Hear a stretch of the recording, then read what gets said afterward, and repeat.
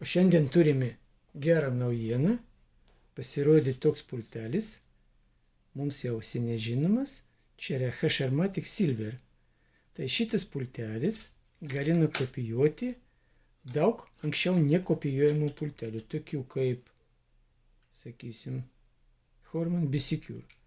Kaip matom, Horman B-Secure, jis dega mėlynai ir, kaip mato, atidaro varto automatiką arba mūsų atveju išorinį imtuvėlį Horman B-Secure.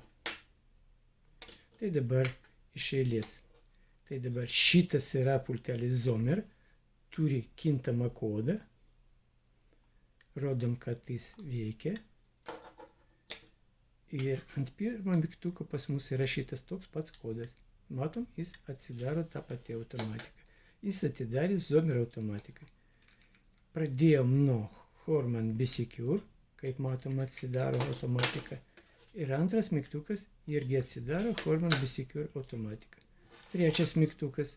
Šitas mygtukas arba pultelis skirtas suderinti amerikietišką automobilių Homelink sistemą su bent kokia automatika. Tai rodom, kad pultelis veikia. Matom jo.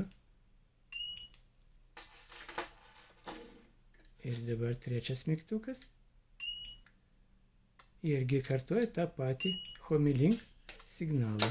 Ir dabar, kaip visada, sudėtingas pultelis kopijavimui yra BFT kintamo kodo. Kaip matom, pultelis veikiantis. Ir ant ketvirto mygtuko čia yra irgi BFT kintamo kodo.